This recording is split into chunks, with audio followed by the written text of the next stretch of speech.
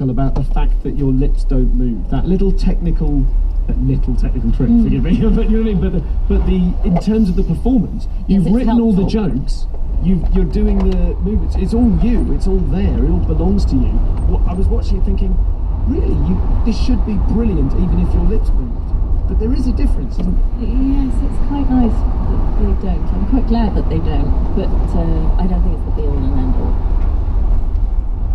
You were. I think I remember hearing years ago that you were a very gifted ventriloquist. You picked it up very quickly. Okay. Doing the class with Right. Is that right? And you just kind of grabbed it and advertised it and played it. Well, no, not straight away. No, I was probably going to again. Usually, that very early footage because I would film myself. Puppet is really sexual, and I'm like looking a bit weird, and you can see my bra and my shirt. It's like, whoa, this girl's gross.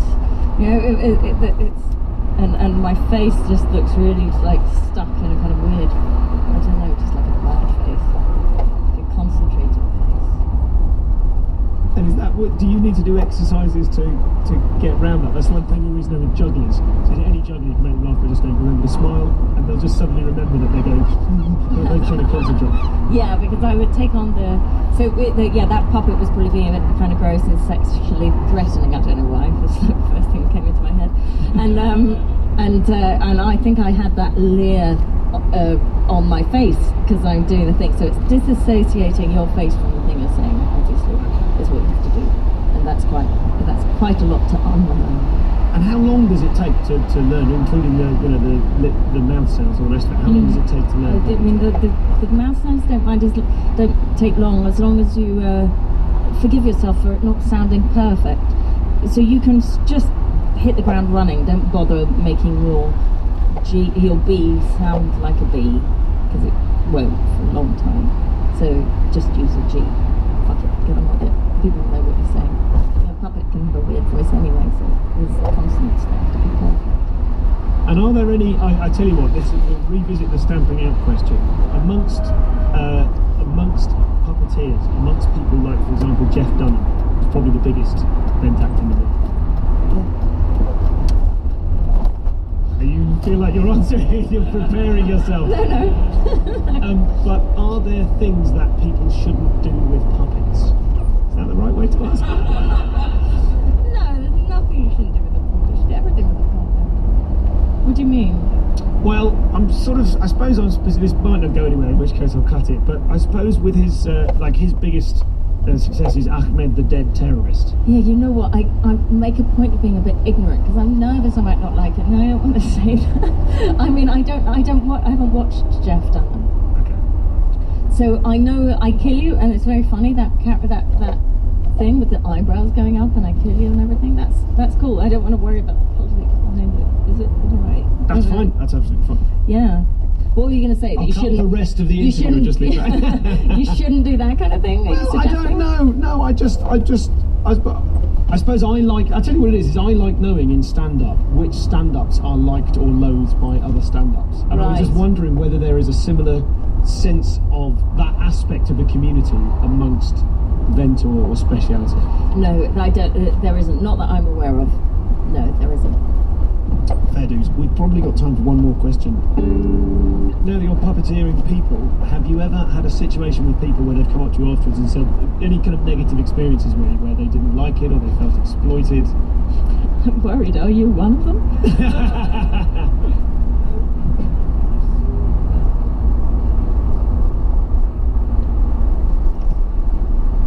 Oh yes. Yes.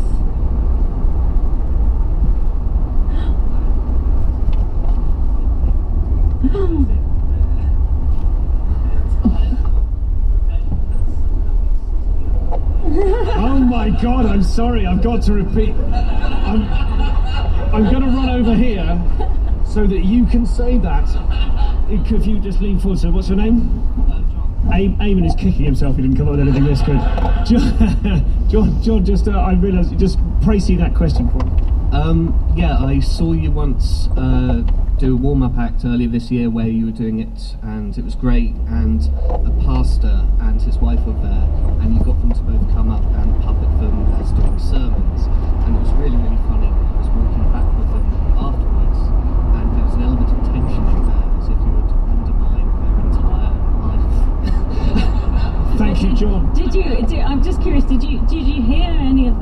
conversation, or did you just pick up on a vibe? There was no conversation. Thank you, John. Nina, you monster. Do you remember that couple? I do. I was nervous about it, but I went there anyway. And when he said he was a pastor, there's this rule I have of the person you speak to is the person. You know, whoever you choose, you don't shop around too much. Yes. Whoever you choose is the right person. So pastor. Okay, deep breath. This is difficult because I don't want to undermine everything. I'm not religious, and yet I don't want to make him really blasphemous. That's the first idea that comes in. It's like, oh, well, you know, I could say lots of just dreadful things. So I didn't do that. I think it was okay at the time. I'm sad to hear that he didn't like it. But there's a chance John misinterpreted their silence. Perhaps they were blissful. Yeah, right.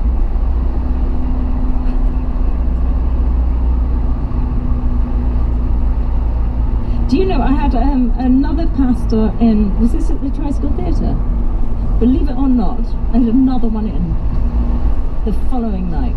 And he seemed to really like it, John. No, it was a woman actually. It was a woman, a female bishop, also not bishop. I don't know why. Anyway, but she was a female, what do you call it, priest? Can you have them? Vicar. A vicar. Gosh, I'm an idiot. Sorry, right. I didn't know either. Right, she was a vicar. And I went a little further with her, and she was very sweet and sort of gave me a hug afterwards and thought, oh, that was fine. They were like, my agonising was probably not needed. But what I remember with him doing was he would use his hands. He made a sermon about nothing, didn't he? Like, here we have the thing, and here we have the other thing, and it's all about mixing the things or something. One star. There's one star in the air. I don't know. Anyway, it was nonsense what he did, but he had the right hand gestures for the sermon, yes. And I talked just nonsense, just rubbishy nonsense. But what? So nobody has ever really come up to me, but there was one dreadful bar mitzvah. Everyone's leaning forward in their chairs. My only bar mitzvah I've ever done. And I got the lady up and did a thing about how she was a bit bored of her husband, and she was a real party girl, and she was looking for another husband, and it was stony. I was like, and I think it might have been the case. Oh. And someone thought it was so rude, and I had been so rude about him. I didn't know him. He was way off in the dark. How could I know he was actually boring and she was looking for another, you know? Oh my God. But it was really frosty because it was amongst. And they were he was sat there thinking, this is how she planned to tell me. She's paid a ventriloquist. I don't know, but then I didn't, at the time I just thought that was a really bad gig. It probably wasn't the right kind of, I don't know, I probably was just rubbish. But it was a friend at the school, on the school run, who came and told me, I heard about this bar mitzvah you did. It's really bad. You know, they thought he was so rude. Because he'd come, I don't know, they thought I'd researched the people. But I don't know that is the case. I mean, to cover my arse. Maybe that isn't, maybe, that isn't the case. Anyway, the worry is that sometimes you'll pick up just pick up on a vibe and you'll end up saying something. Yes, because certainly if you're working in the area of improvising, around the body language, the first thing that comes to you, the actual body language, yes. Very dangerous. Yeah, it can be dangerous. It's scary. It's not boring though. No, it's not boring. No. Okay. This is the sort of final element of the show, and we must finish, we're out of time. But I was interviewing Mark Watson at the Fortuneswell Festival at the weekend, and spent a good half of the interview trying to convince him that he should love himself as much as we all love him. Yeah, right. So it'll be a quest of ours now, people, to convince you you're not boring by paying members of the clergy to sit in your front row and give you unique and exciting experiences. Ladies and gentlemen, please join me in thanking the brilliant Nina Conti. Thank you. nice Easter.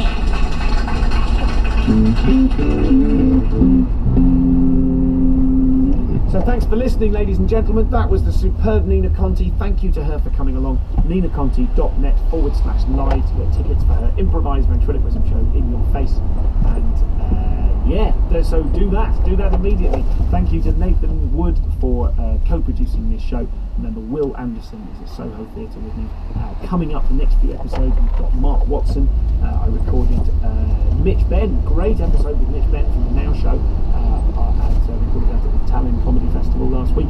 And we're also going to hear from Ian Stone, who I recorded earlier in the month, but so those ones are all coming back. I'm booking at the moment, so email me info@comedianscomedian.com or tweet me @comcompod if you care to suggest someone you'd like to hear from. A type of genre of comic we've not covered. I'm going to get Raymond and Timkins review on this. Remember, ladies and gentlemen, Comedians Comedian Podcast to substitute for actually doing something. Oh, it burns! Did you see?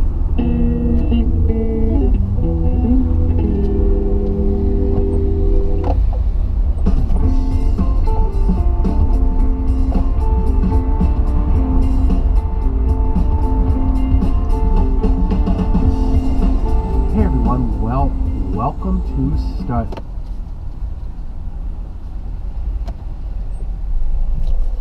It needs to be affordable, with 0% APR representative, a £750 deposit for a Mazda, and no minimum customer deposit. It's got to be the Mazda 3. Exactly. Funny, I was thinking the same thing. For more information, search Mazda 3 or visit Magna Mazda. Mazda personal contract purchase. T's and C's apply. Finance subject to status. 18s or over. Guarantee.